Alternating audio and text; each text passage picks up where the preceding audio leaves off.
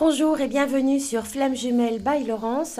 Nous allons dans le podcast d'aujourd'hui parler du chaser et de son parcours du combattant et de qui il est, comme la précédente vidéo sur le runner.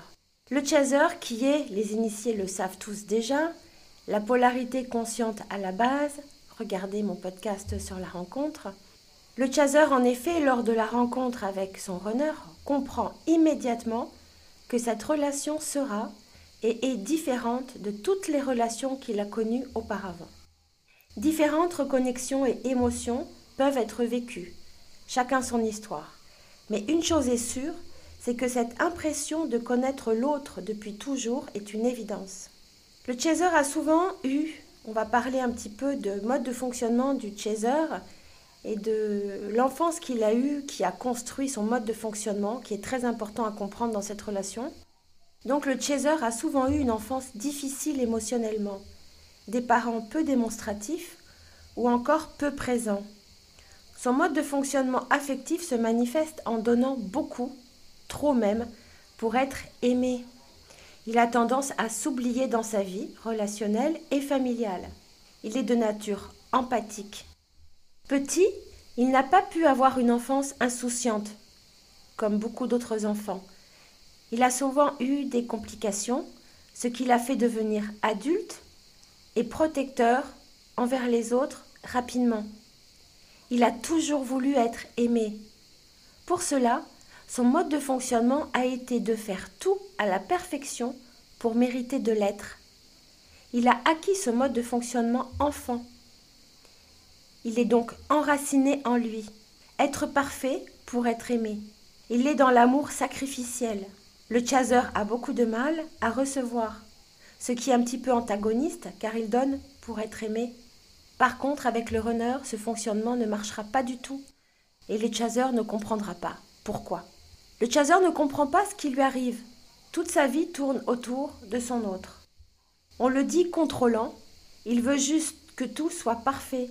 Sa nature empathique et protectrice veut envelopper son runner, son amour de toute sa puissance.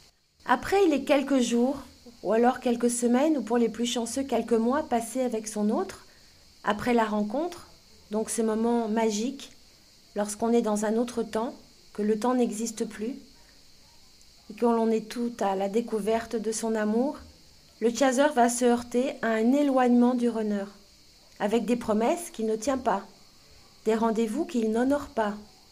Il va commencer à prendre de la distance. À ce moment-là, le chaser ne comprend pas. Pour lui, l'amour et les instants partagés avec son autre sont tellement puissants que l'attitude du runner est pour lui tout simplement incompréhensible. Il va alors se poser mille et une questions et se remettre en cause. Qu'est-ce que j'ai bien pu faire ou qu'est-ce que je n'ai pas fait ? Qu'ai-je raté ? Le chaser sait que son autre est sa moitié, celui ou celle qu'il a toujours cherché de manière inconsciente. Un des plus gros problèmes que rencontre le chaser au début du parcours est son obsession pour son runner.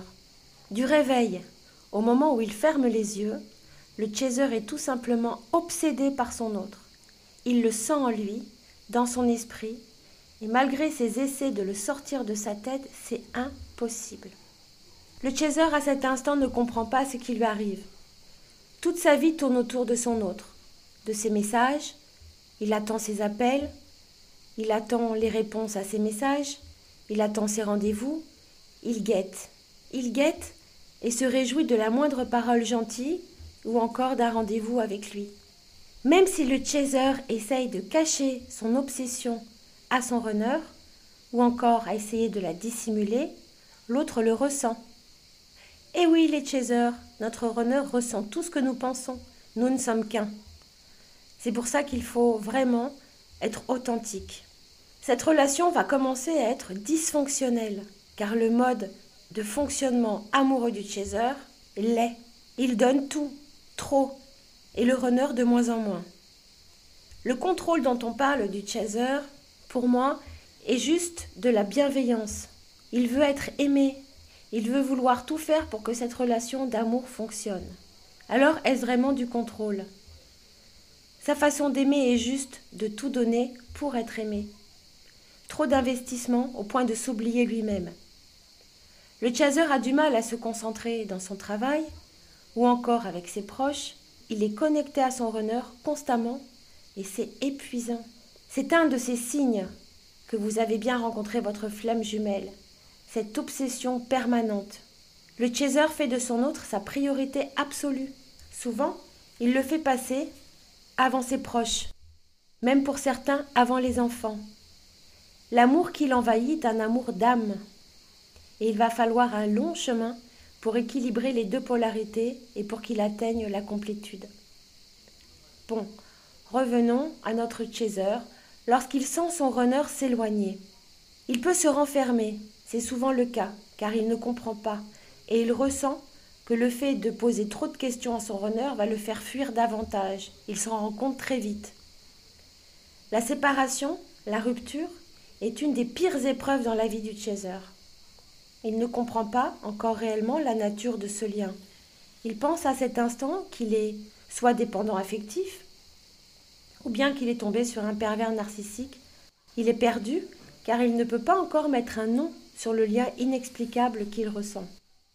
Va commencer pour lui sa nuit noire de l'âme, où il se sent vide de tout, après s'être senti trop vivant avec son autre.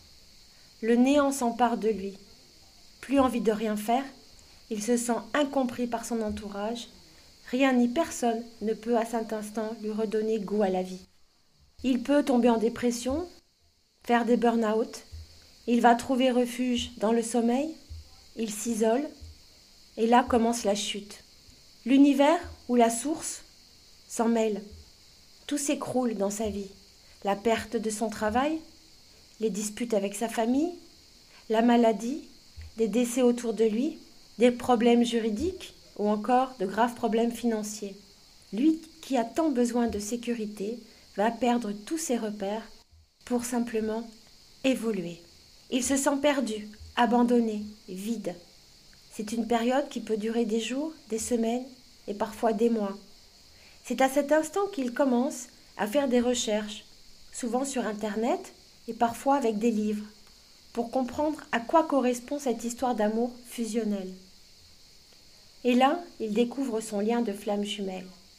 Il ressent alors un énorme soulagement, comme un médecin qui arrive à mettre un nom sur sa maladie d'amour. Le chaser comprend qu'il n'est pas fou, que d'autres personnes vivent la même relation et les mêmes épreuves que lui. Mais surtout, toutes ces chaînes YouTube que je remercie du fond du cœur donnent les clés au chaser qui va enfin comprendre ce lien. Il va comprendre le travail qu'il doit faire sur lui-même, sur sa vie, sur son fonctionnement, guérir ses blessures, ajuster et rééquilibrer ses polarités. La source envoie beaucoup d'épreuves dans cette relation. Il faut que vous le sachiez. Certains d'entre vous, même beaucoup, le savent déjà. Le chaser doit aller regarder au fond de son âme. Et ça, pour le chaser, ça va être très difficile. Parce que le chaser ne va jamais regarder tout au fond de lui. Il se fait parfois aider par des personnes externes, des psychologues, des psychiatres, des accompagnements de flammes jumelles ou encore de la méditation. Il se tourne sur lui, sur son bien-être, il se reconstruit. Enfin, à cette étape de la relation, les pensées obsessionnelles de son runner commencent à cesser. Il y pense de temps en temps, mais pas de façon permanente. Il réussit à comprendre qu'il n'est pas responsable de cette rupture, que c'est juste la source qui envoie des épreuves pour son évolution, pour qu'il atteigne l'équilibre de ses polarités et qu'il guérisse ses blessures. Le chaser va apprendre à s'aimer, à se donner et à se prioriser. Pour penser son chagrin, il va se reconstruire sa vie, travailler sur ses blessures, sur l'équilibre de son yang et son yin. Un long chemin de reconstruction l'attend avant de commencer à se sentir mieux, à retrouver l'envie de rire. Une partie de lui est morte. Cette sensation de vide est toujours présente et elle est insupportable. Mais il apprend à vivre avec. Nous parlerons dans un autre podcast des retrouvailles avec son runner. Je vais quand même faire une aparté car cela vient influencer le parcours du chaser. Le runner à ce moment-là ressent que son autre pense beaucoup moins à lui. Il ne reçoit presque plus son énergie. Il commence alors à faire des tentatives d'approche, l'air de rien. Il peut envoyer un message, ça va. Comme si inconsciemment, car lui n'a pas vraiment conscience du lien de flamme jumelle, bien qu'il le ressent, ce lien tout au fond de lui, instinctivement, mais pas dans son mental. Mais par contre, il se coupe de ses émotions. C'est une faculté qu'il a que le chaser n'a pas. Alors, il essaye de revenir pour tester l'évolution de son chaser. Des retrouvailles, il peut y en avoir parfois, plusieurs, avant la fameuse réunion. Il revient, il teste, il repart. Il revient, il teste, il repart. Alors ce jeu de cache-cache, c'est tout bénéfice pour le chaser. Cela va simplement lui permettre de mesurer son évolution par rapport à son runner. Un des plus gros travaux du chaser est le lâcher-prise et la patience. Une fois que le chaser comprend ce lien, qu'il arrive à mettre un nom dessus, et surtout qu'il identifie ce qu'il doit faire évoluer chez lui, les blessures sur lesquelles il doit travailler, alors commence le lâcher-prise. Quel est ce fameux lâcher-prise? Eh bien, il va de pair avec ce fameux amour inconditionnel. Ne plus rien attendre, ni retrouvailles, ni réunions. Juste croire à ce que l'on ressent au plus profond de nous-mêmes. Nous faire confiance et faire confiance en la source. Apprendre à vivre sans son runner physiquement. L'avoir juste dans son cœur, le ressentir avec son âme, sans souffrance. Lui envoyer de l'amour, l'aimer sans rien attendre, rien espérer, et remercier l'univers de nous avoir permis de le rencontrer. Les chasers, si vous en êtes à ce stade-là, bravo, vous êtes sur le chemin de la victoire. C'est très dur à atteindre ce niveau.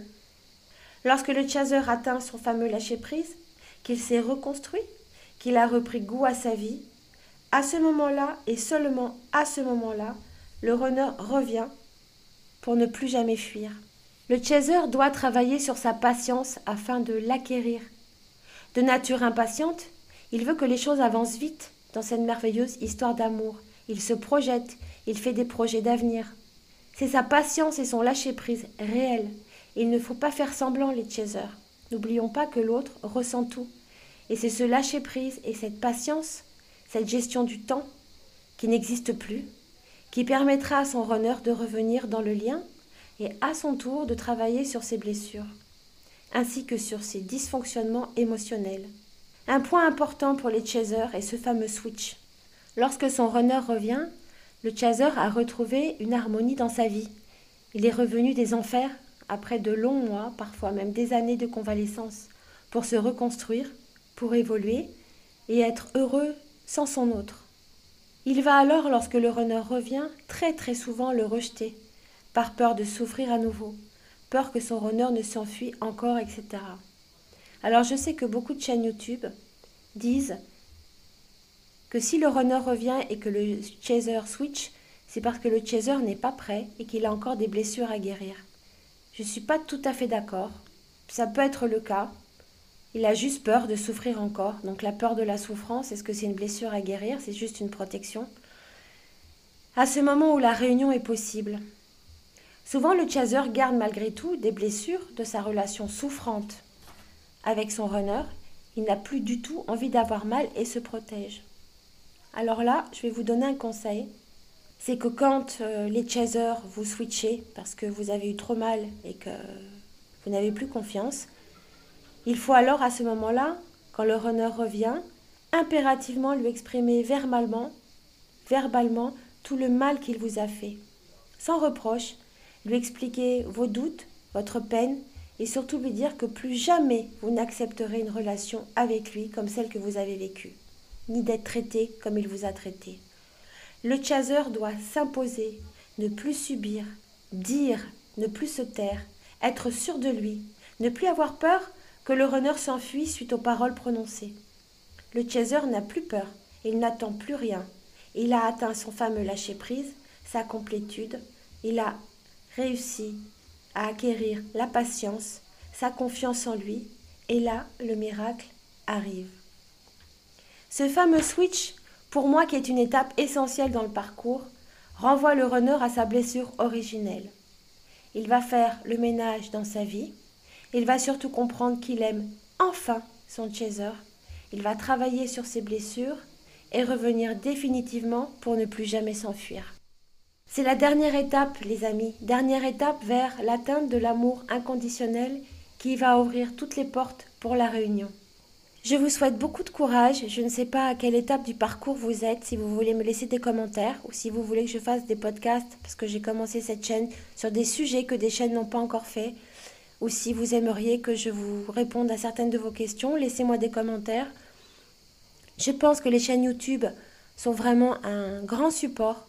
Il y a de tout. Il y a des chaînes qui sont très techniques, d'autres chaînes qui sont plus des expériences d'histoire de flammes jumelles.